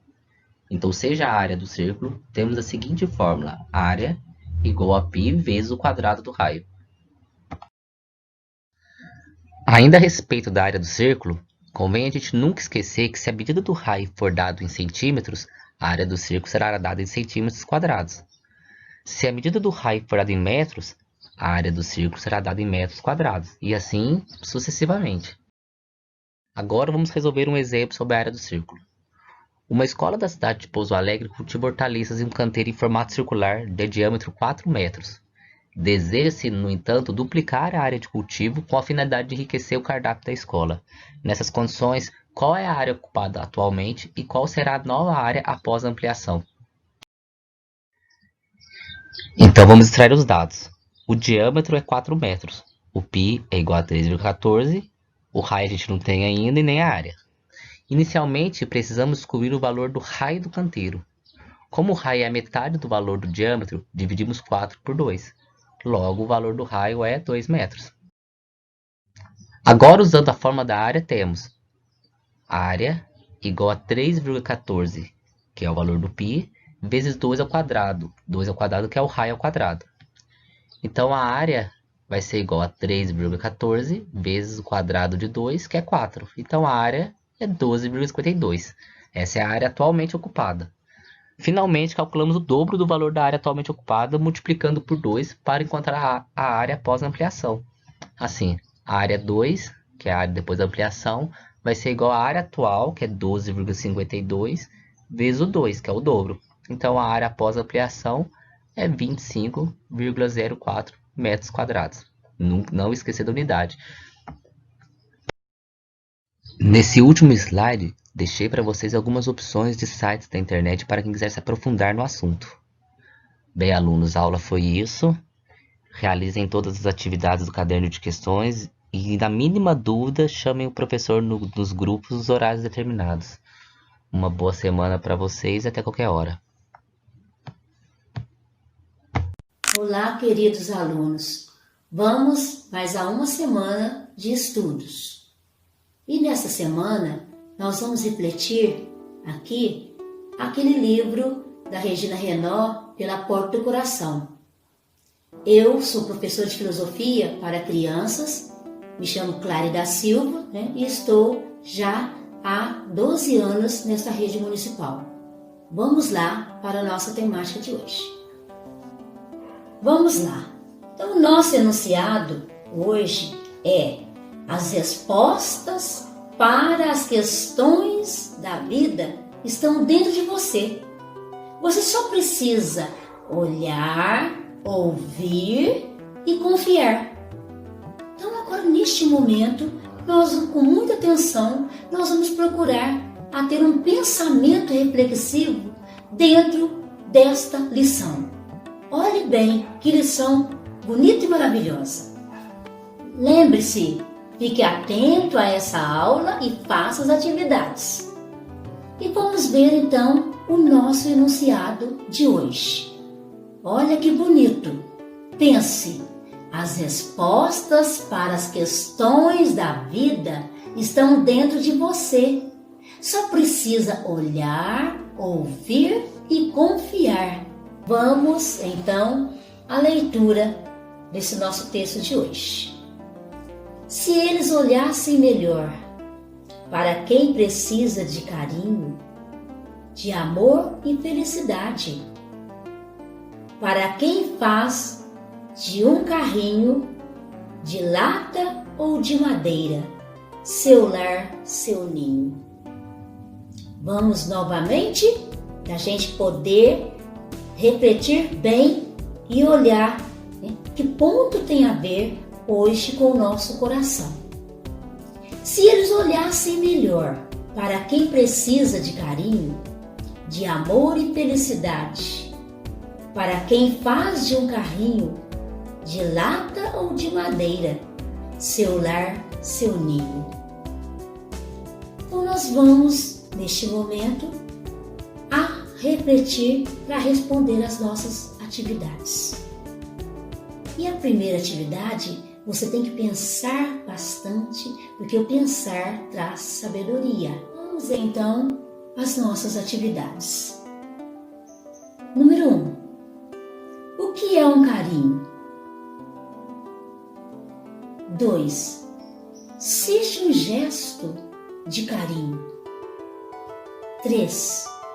O carinho faz bem ao coração? Por quê? Pense. 4. Faça um desenho de uma pessoa carinhosa. Como que você percebe a pessoa hoje, sente o carinho, como ela pode fazer o carinho? O que traz isso? O que o carinho traz no seu pensamento, junto com o seu sentimento? E a número 5, vamos pensar bem. O que isto significa para você? Para quem faz de um carinho, para quem faz de um carrinho de lata ou de madeira seu lar, seu ninho. O que isso significa para você?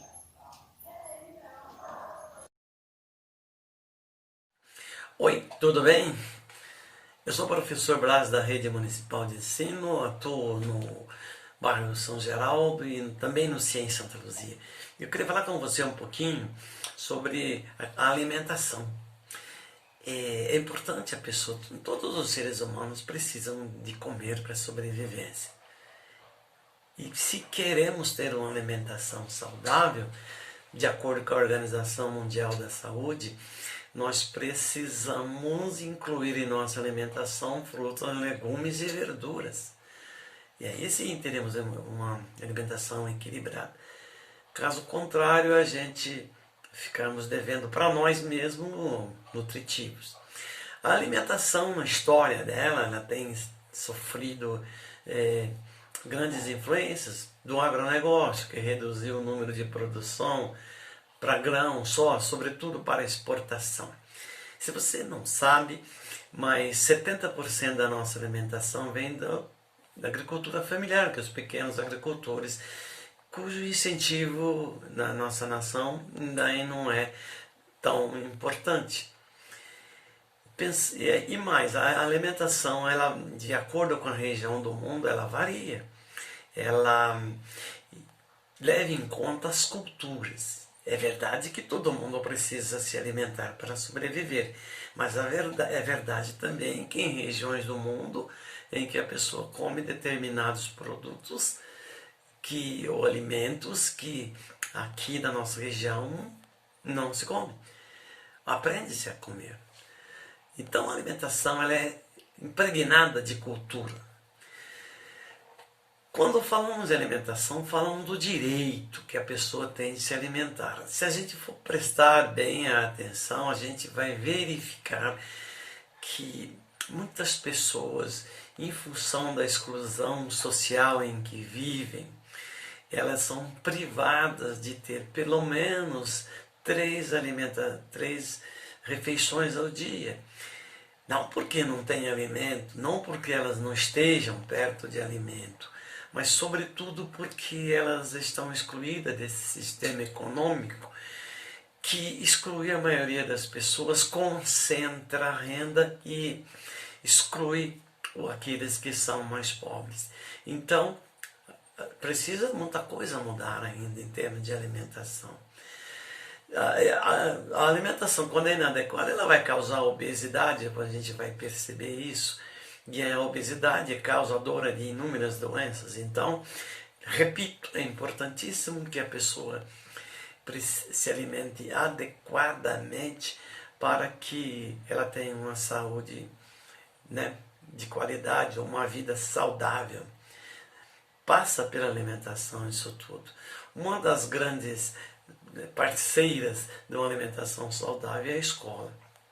A escola oferece aos jovens e adolescentes e crianças 25% praticamente da sua alimentação necessária diária. Então, você vai ler o texto depois, você vai verificar todas essas palavras que eu falei com muito mais detalhes e aí você vai ver que despertará em você que é extremamente importante então para as nações fixarem os olhos na alimentação. Lembrando que Nós temos que alimentar também o gado, temos que alimentar os nossos animais pets, então, e não são poucos, mas tem alimento para todo mundo. É isso. Então você fixe no texto, dá uma estudadinha profunda no texto. Não é para nós aqui aprofundarmos muito, mas é mais para você despertar a sua curiosidade em relação à questão da alimentação e da questão da saúde. Muito obrigado. Bons exercícios. Olá, alunos. Meu nome é Ruth. Irei orientá-los na realização das atividades de língua portuguesa desta semana, que tem como tema alimentação saudável. Sejam muito bem-vindos. Gênero textual, tira. Comida orgânica e saudável? Mas e as indústrias de alimentos, agrotóxicos e remédios? A senhora quer causar desemprego? Brincadeira, pode encher de brócolis. Questão 1. No trecho. Mas e as indústrias de alimentos, agrotóxicos e remédios? As conjunções mas e destacadas na frase estabelecem respectivamente as ideias de a. Conclusão, adição. B. Oposição, adição. C. Explicação, oposição. D. Adição, conclusão. Para você responder essa questão número 1, eu indico que estudem o próximo slide, conectivo, conjunção. Conjunção é um termo invariável que liga duas orações ou duas palavras de mesmo valor gramatical e com a mesma função sintática, estabelecendo uma relação entre elas. As conjunções coordenativas são aditivas, expressam adição, soma, e, nem, não só, etc. Adversativas expressam oposição, contrariedade, adversidade, mas, porém, entretanto, no entanto, contudo, etc. Alternativas expressam escolha, alternância, exclusão, ou, pode vir duplicada ou não, ora, etc. Conclusivas expressam conclusão, portanto, logo, assim, etc. Explicativas expressam explicação, porque, que, porquanto, etc. Texto 2. Obesidade infantil na adolescência. Vocês vão ler esse texto para responder as seguintes questões. Questão 2. No trecho, a obesidade não é mais apenas um problema estético, que incomoda por causa da zoação dos colegas. O pronome que, em destaque na frase, retoma a palavra A. Estético, B. Problema, C. Incomoda, D. Obesidade. Para você responder com sucesso a questão número 2, estude a página seguinte, o slide seguinte, pronomes relativos. Os pronomes relativos relacionam-se ao termo anterior e têm a função de substituí-lo. Eles são usados para evitar a repetição desnecessária. Exemplo: essa é a empresa que lhe falei. Se não tivesse o pronome que, ficaria assim: essa empresa, eu lhe falei da empresa. Então, a palavra empresa ocorreu 2 vezes. Então, para evitar essa repetição, usa-se o pronome que. A mesma coisa acontece com o pronome relativo onde. A casa onde moro é linda. Acontece também com a quem. Não conheço a pessoa a quem você entregou a carta. Passemos para o texto 3. O texto 3 é a capa de uma revista infantil, da Folhinha. O peso dos podritos. Então, vocês vão analisar bem. Temos aqui linguagem verbal e não verbal. E passemos para o slide seguinte. Médicos alertam que salgadinhos, doces e refrigerantes não devem ser consumidos com frequência. Não concordamos que as redes de fast food vendam brinquedos, porque as crianças só pedem a comida por causa do brinquedo e engordam muito. Questão 3. O neologismo consiste em uma palavra ou expressão nova, criada para designar um novo conceito ou objeto. Com base nessa explicação, qual das palavras do anúncio foi formada por neologismo? Peso, lanche, podritos, salgadinhos. Para enriquecer mais o estudo sobre neologismo, mais adiante terá um estudo sobre neologismo. Questão 4. A frase principal do anúncio é o peso dos podritos. De acordo com o anúncio, o que seriam estes podritos? Questão 5. Por que a palavra podritos, escrita no anúncio principal, apareceu com as aspas? Questão 6. Com base nos textos 2 e 3, coloque V verdadeiro ou F falso. Apenas o texto 2 fala sobre o risco das crianças se tornarem obesas. Apenas o texto 3 cita que a criança tem maus hábitos alimentares. Os dois textos mostram que alimentos não saudáveis podem causar obesidade infantil. Nenhum dos dois textos retrata a importância de uma alimentação saudável na infância. Neologismo. Neologismo, o próprio nome já dá o significado da palavra. O próprio significado da palavra o define, nova palavra. É o processo de criação de uma nova palavra, expressão devido à necessidade de designar novos objetos ou novos conceitos ligados às diversas áreas, tecnologia, arte, economia, esportes, etc. Os neologismos podem surgir ainda de forma espontânea entre as relações das pessoas, na linguagem natural ou artificial. Alguns neologismos se tornaram frequentes em nosso vocabulário. Trollar, deletar, youtuber, blogueiro, printar, escanear, falciane, sofrência, mouse, site, etc. Um exemplo muito citado sobre neologismo está no poema de Manuel Bandeira, que possui este mesmo título. Neologismo. Beijo pouco, falo menos ainda, mas invento palavras que traduzem a ternura mais funda e mais cotidiana. Inventei, por exemplo, o verbo te adorar, intransitivo, te adoro, Teodora. Então, alunos, chegamos ao fim dessa aula. Sintam-se à vontade, caso tenham dúvida ou não ouviram muito bem. Se trata de um vídeo, então vocês podem pausar, voltar, começar novamente. Desejo sucesso e bons estudos. Caros alunos, aqui é o professor Fábio Guerra, disciplina de História. Nós vamos estar falando sobre a batata. É um dos vegetais mais consumidos na América do Sul e do Norte. Ela é rica em carboidratos, sais minerais, vitamina C e poucas quantidades de vitaminas do complexo B.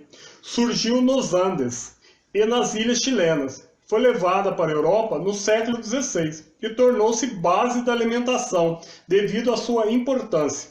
Além de ser um dos vegetais mais utilizados nas Américas do Norte e Sul, principalmente por grandes redes de fast food. A batata é originária do Peru, onde foi cultivada desde as eras imemoriais pelo povo Inca. Em razão do seu alto rendimento e sua grande capacidade de adaptação, o cultivo foi largamente espalhado pelo mundo. É consumida frita, assada ou cozida, servida quente como acompanhamento à refeição principal ou fria como acompanhamento para a salada. A batata pode ser plantada em uma grande variedade de climas. Os maiores produtores de batata são Polônia, China, Estados Unidos, Alemanha e Índia. Agora vamos assistir ao vídeo.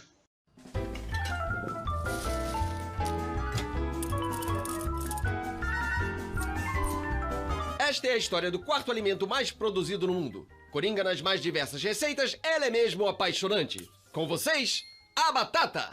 Sua trajetória começa na fronteira entre Bolívia e Peru, na Cordilheira dos Andes. Uma lenda conta que o fundador mítico do Império Inca emergiu das águas do lago Titicaca para ensinar aos deuses o cultivo da batata. O que se sabe é que povos locais trabalharam durante milênios na sua domesticação e produziram, entre muitas variedades, a batata branca. Base da alimentação da civilização Inca, ela era homenageada nas mais diversas cerâmicas pré-colombianas. No século XVI, conquistadores espanhóis invadem o Império Inca e levam para a Europa este verdadeiro tesouro. Por se adaptar fácil em diversos climas e solos, ela era usada para combater as grandes fomes. Aqui no Brasil, durante a construção de ferrovias, técnicos vindos da Inglaterra a exigiam em suas refeições. Com isso, ela ganha o apelido de batata inglesa. Uma bela história vinda do sudeste peruano conta que nos Andes habitavam homens do mal que decidiram fazer todo o planeta passar fome. Para salvar a humanidade, deuses enviaram sementes fáceis de plantar. Não tardou para os homens maus destruírem tudo. Foi então que os deuses avisaram aos habitantes de bem para removerem a terra e recolherem os frutos escondidos daquelas plantas. Assim, eles conheceram a batata e, bem alimentados, derrotaram todo o mal. Que dádiva da natureza é esta batata! Nossa! Já imaginou tudo que passará pela sua cabeça na próxima receita com esta fartura em forma de protagonista? Sua mesa é sua casa. Essa é a sua batata de cada dia. Contemple e aprecie.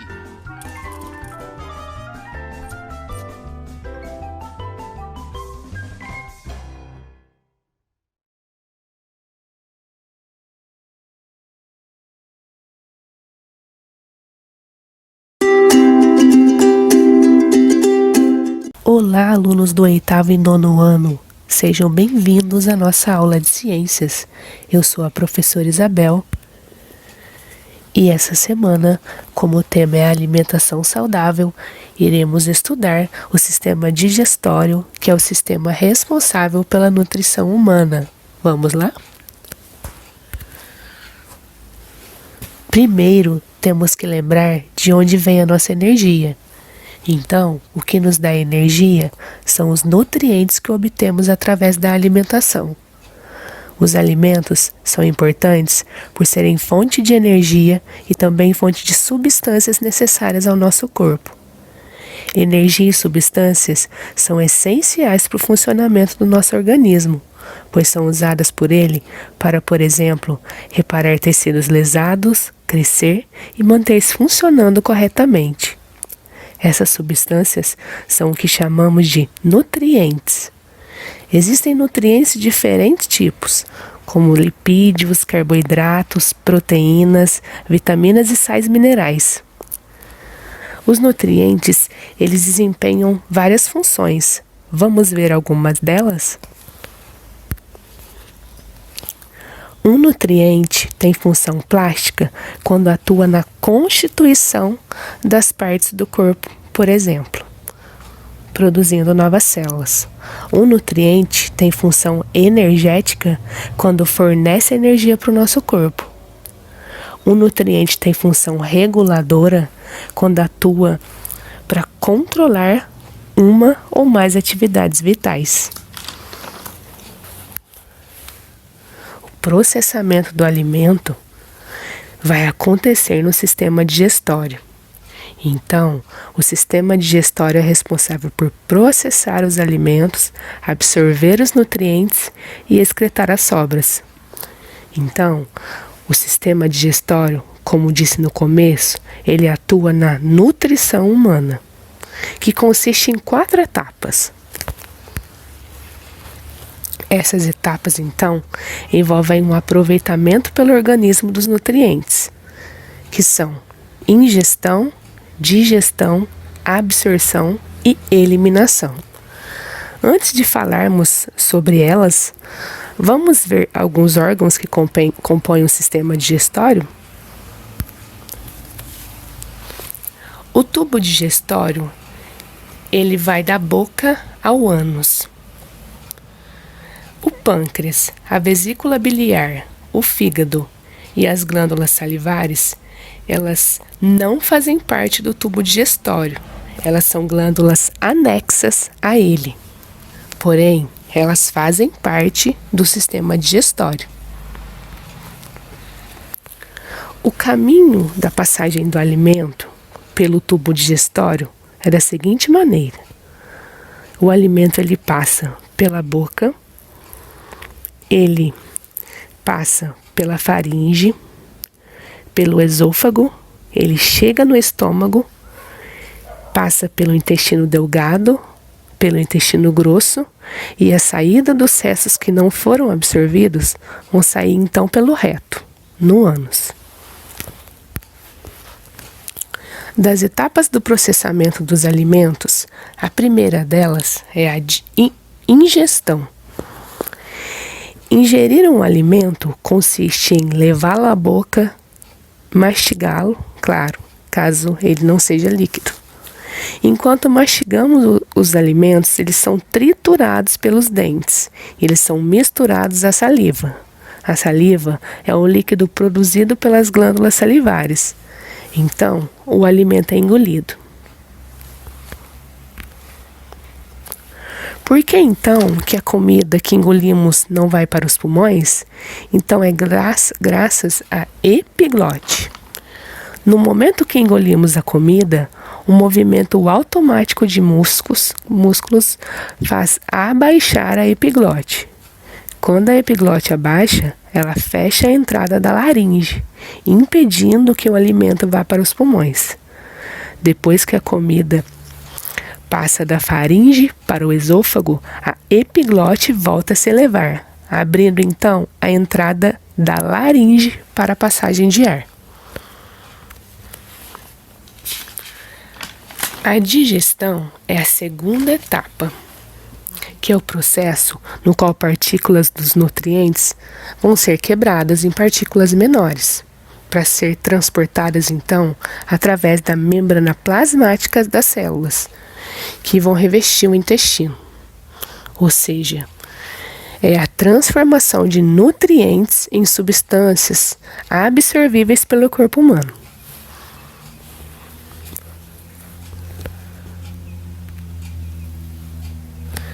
A digestão começa na boca.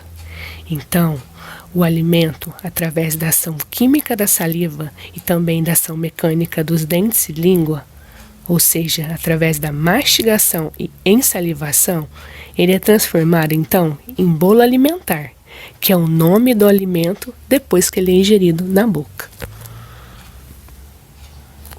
Então, o caminho do alimento até o estômago é boca, faringe, esôfago e estômago. No estômago é produzido o suco gástrico, que é um líquido que reveste as paredes do estômago. Movimentos do estômago vão misturar bem um bolo alimentar com o suco gástrico. Aí, esse bolo ele vai virar uma sopa bem grossa. O estômago ele se contrai e empurra o bolo alimentar para o intestino delgado. A terceira etapa, então, é a absorção dos nutrientes, que vai ocorrer principalmente no intestino. Nessa fase, os nutrientes eles vão passar para o sangue e são distribuídos para as diversas partes do corpo.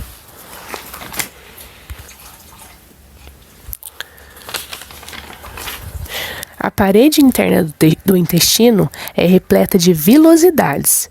Se ampliarmos no microscópio, vamos ver que são formadas por células, cuja superfície tem pequenas estruturas chamadas de microvilosidades. E é por causa dessa estrutura enrugada que o intestino tem uma grande área. As paredes do intestino, elas são ricas em vasos sanguíneos. São através da parede do intestino que os nutrientes vão ser absorvidos pelas células. Na parede do intestino passam para o sangue e, uma vez no sistema circulatório, são distribuídos para todo o corpo. A última etapa, então, é a eliminação dos materiais que não foram absorvidos. Ao final do trajeto pelo intestino grosso, as fezes elas chegam ao reto, do qual sairão pelo ânus, na evacuação, completando então todo o processo do sistema digestório. Então é isso aí, galera. Obrigada a todos. Eu espero que vocês se cuidem, que vocês fiquem em casa se possível e que, se for sair, usem máscara.